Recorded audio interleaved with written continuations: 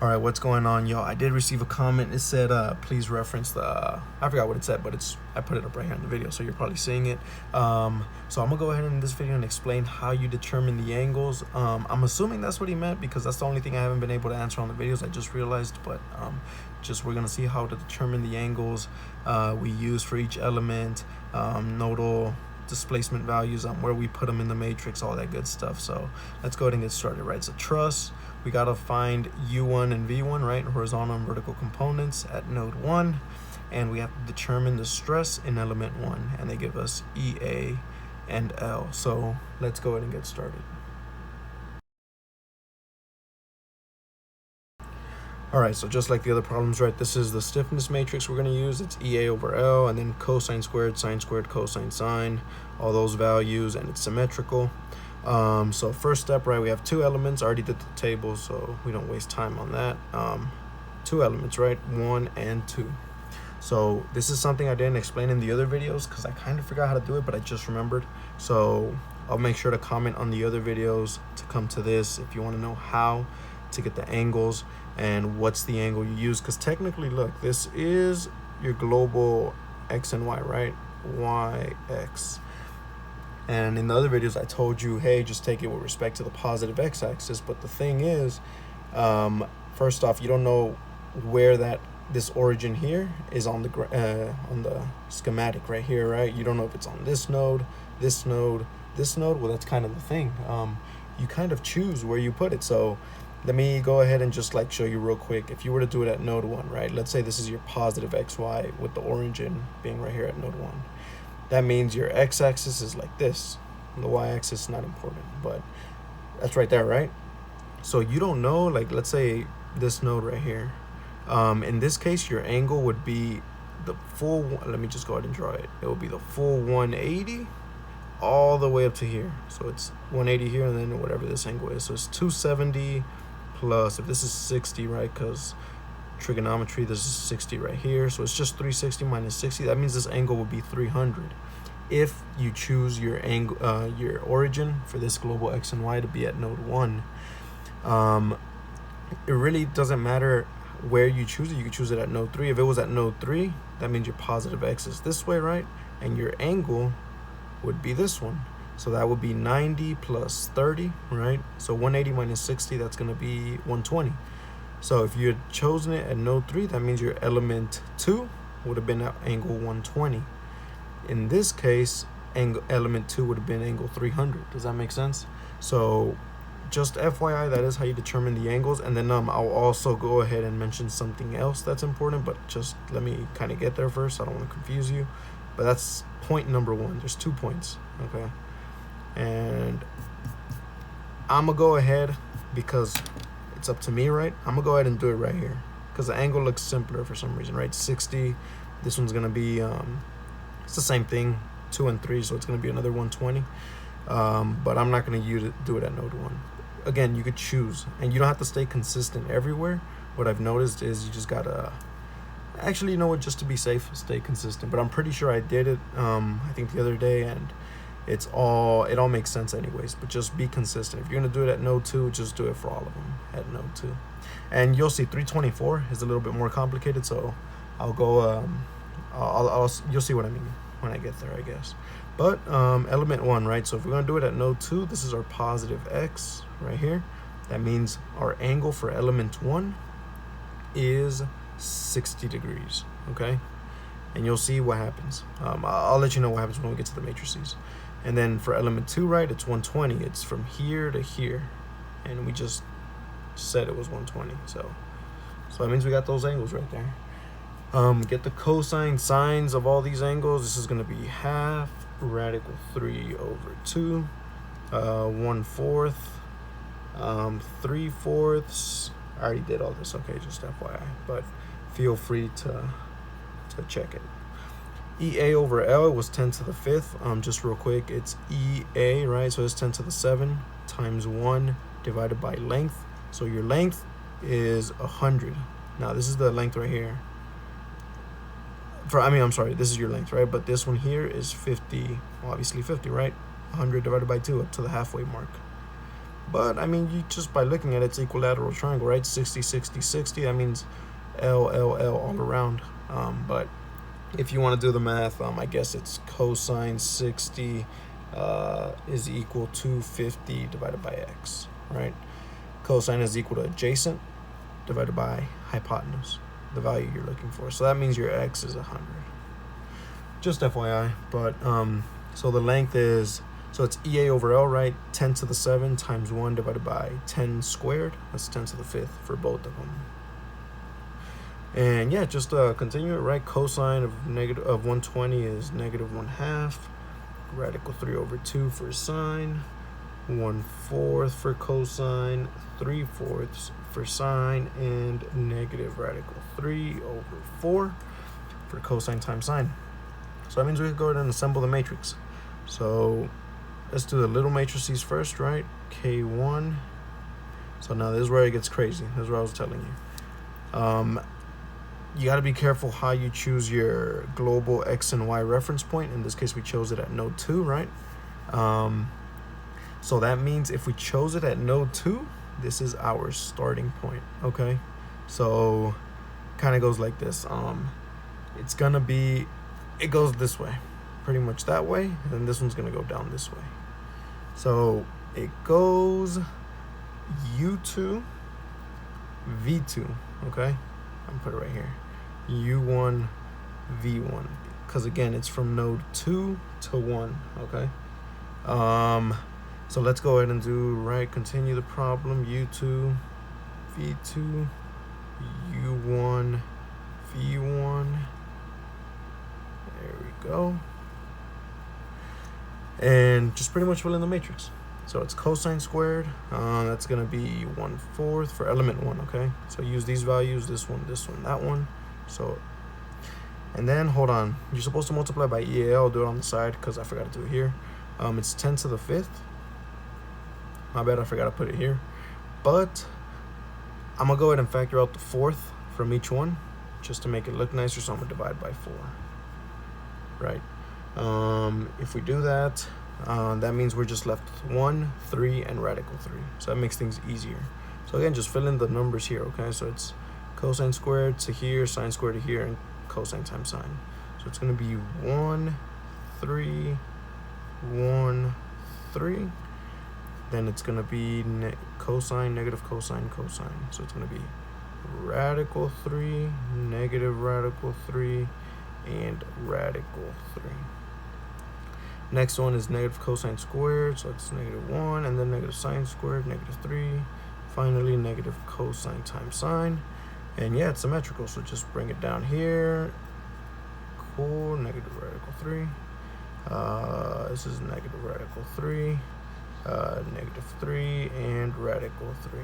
It's symmetrical, so just this one goes here, that one goes here, that one goes here. It's just mirrored. That one, everything, right? So that's that one. Then let's do K2. All right, so if we do it from, now we're doing the second element, right? So let's go ahead and EA over L, right? Let's not forget it this time, 10 to the 5th.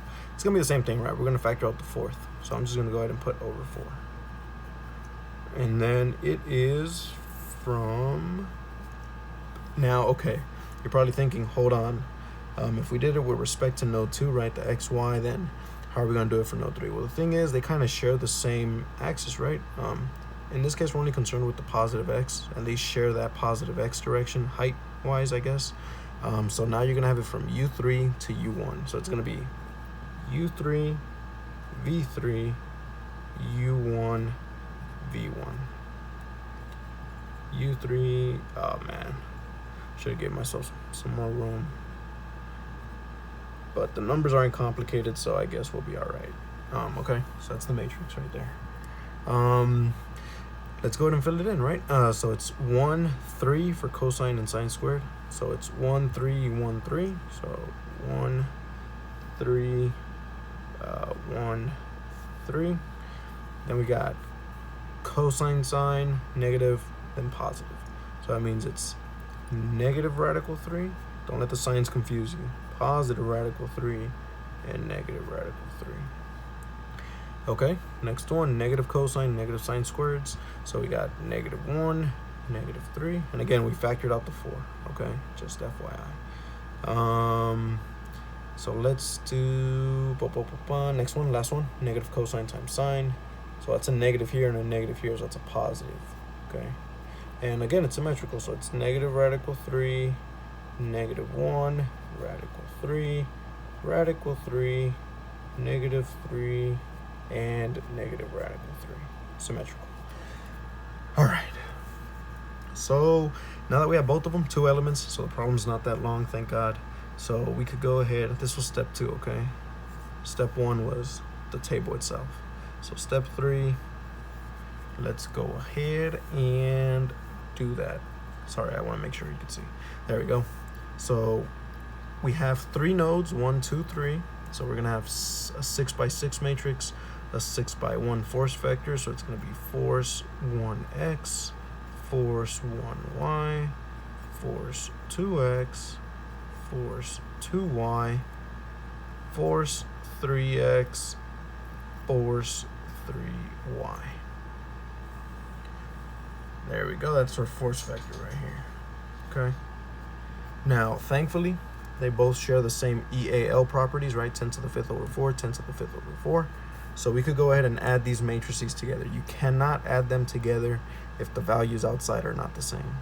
If you saw the other problems, actually, I don't know if I've done another problem. I think I did, but you could just go ahead and check that. So you'll see how I solve it when they don't share the same number here. So let's go ahead and continue, right? So it's all the nodes, U1, V1, U2, V2, U3, V3. Let's give ourselves some room. We're gonna have U1, V1, U2, V2, U3, V3. Okay. And let's bring that down. Probably like right here. And then finally your nodal displacement vector. So it's U1, V1, U2, V2, U3, and V3. Cool. So before we start assembling the matrix, a lot of it will be unnecessary. Well, why? Because nodes 2 and 3 are fixed, so we could actually go ahead and start applying the boundary conditions. So U2 and V2 will never shift. They will never move, no matter how much force you apply, right? So U2 is canceled, V2 is canceled. And same across, but hold on. U3, same for U3, right? So U3 is also fixed in the X direction and in the Y direction for node 3. So that's how you do that, right? You just cross them out. So U2, this is all 0. V2, all 0. U3, all 0. My bad, I want to be as neat as I can. And V3. So that means we only care about these 4 positions. U1, U1, U1, V1, V1, U1, V1, V1, okay? And so let's go ahead and find those positions here. U1, V1s, from U1, V1, U1, V1. So it's here, here, here, here. So it's this one, this one, this one, and this one. And then here we have U1, V1, U1, V1. So we care about this one, this one, this one, and finally this one. So let's go ahead and pretty much add them, right? So U1, U1 is 1. U1, U1 is 1. So when you add them, you will get 2. U1, V1 is radical 3. U1, V1 is negative radical 3. So this one is 0 when you add them. V1, U1, V1, U1, radical 3, negative radical 3, that is 0. And then finally 3 plus 3, right? Same thing. That is 6. And you're good to go. We could go ahead and, oh, one more thing, actually. We know the force at 1, okay? So it's 6,000 for the positive x-axis, right? Or the positive x direction, sorry. And 0 in the y direction. There's nothing being pulled or pushed down. So it's 6,000 and 0. And it's positive 6,000 because it's in the positive x direction. Okay, so we could go ahead and assemble the matrix. The problem is asking for the horizontal and vertical components of displacement at node 1. In other words, what are these two numbers? Okay, so step 4, we're going to have 6,000 is equal to,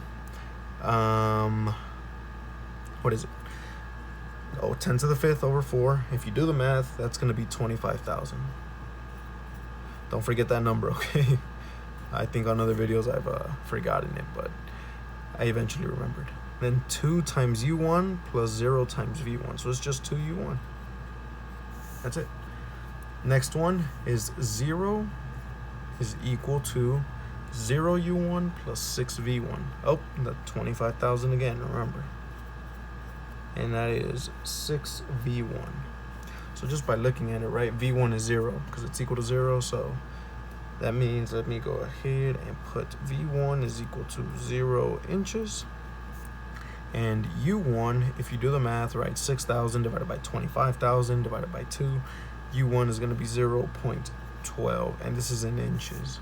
So we got pounds, and everything's given in inches, right? Pound over inch is our EAL. So that's going to give us inches. Something I forgot to mention too, right? Make sure everything's converted. So if you have kilopounds, if you have feet, make sure it's all either in, I like to do pound inch, but it's up to you how you want to do it. But just make sure you're consistent, because at the end of the day, this matrix has to make sense. This one is a pound over inch, and this is inch. So pound over inch times inch will give you a pound. Just FYI. Step 5, right? So step 5 says determine the stress in element 1. Okay, so now stress is defined in FEA at least. It's a C minus matrix times your displacement vector between the two nodes. So I don't know what the name of this matrix is, I forgot, I'll be honest, but it pretty much equals E over L, and that matrix is negative cosine, negative sine, cosine, sine. So that's pretty much the formula you use. You plug this in here and you get the displacement vector, but you'll see what I mean. So let's go to step 6. Okay, let's go ahead and do that. Draw an arrow, right? We're going that way. So the stress in element 1, that's going to equal, it's E over L, not EA over L. So it's stress, right? We don't care. If you were to do EA over L, you'll be finding force. And it's a little more trickier. It's not this formula. Well, it is, but you know what? I'm not going to get into it. We're finding stress. So it's E over L. So it's 10 to the 7 divided by 10 squared. In this case, it's just 10 to the 5th, right? Because A is 1, so that's the only reason they're equal. Nothing else. So it is negative cosine, negative sine, cosine, and sine. And it goes from nodes 2 to 1, remember, okay? It doesn't go from 1 to 2. That's going to mess you up. You got to be careful. But you just get the element. It says element 1, right? So we get these two numbers. So it's negative half, right? Because it's negative cosine, negative sine. So it's negative half, negative radical 3 over 2. Then we got positive, positive. So it's just half, and then positive radical 3 over 2. That's it. Just plugged in, right? Nothing crazy. So now we're going to do the displacement vector. And again, it's U2, U2, V2, U1, V1. Because we're going from nodes 2 to 1. That's how we determine the angle. You got to stay consistent. Okay. U2 and U and V2 were 0, right? All these were 0. So 0, 0. And then you're going to have U1, V1, which was 0.12 and 0. So that's your displacement vector. That's it. So this is a 1 by 4, right? Row column. 1 row, 4 columns. This here is a 4 rows, 1 column. So that means when you multiply them, you're going to have a 1 by 1. One answer, okay? So let's go ahead and do that. Sigma 1 is equal to, so it's 10 to the 5th, parentheses, negative half times 0, plus negative radical 3 over 2 times 0 plus half times 0.12. Just by looking at that, that is 0.06. And then plus radical 3 over 2 times 0, close parentheses. And yeah, that's pretty much it. Do the math. Sigma 1 is equal to 6,000 psi. Pound over inch squared, or psi, it's the same thing. And since it's positive, that is tension. Now let's go ahead and use our engineering minds to make sure this makes sense. Let's see. So it's saying the first element, first bar, right? It's in tension. So if I put 6,000 pounds here to the right, that means, just visually looking, right? Don't even think about in an engineering perspective. Just look at it the way it is. That means this bar is going to be pulled, right? And this one's going to be compressed just by looking at it, right? So that means this answer does make sense. Now let's go ahead. I'm not going to do it. Just I'm going to talk about it. If we were to find the stress in element 2, we would have used these numbers apparently, right? The vector would have been the same, because it would have been U3, V3, U1, V1. So this vector is the same, but this is going to change. You're going to have it's negative, negative, so this is going to be a positive 1/2. This is going to be, if it becomes negative, this is going to be a negative radical 3 over 2, just the way it is. Then this is going to be a, would it be positive, cosine? No, it would be a negative. So this number would be negative. Multiplied times, this is the only one we actually care about. That's the reason I emphasize this one, because all these will be given multiplied to 0, this one too, except the third one. So it's going to be a negative half times 0.12. That's going to give you a negative 6,000, and that's compression. So that makes sense, you know. But yeah, that's pretty much the problem.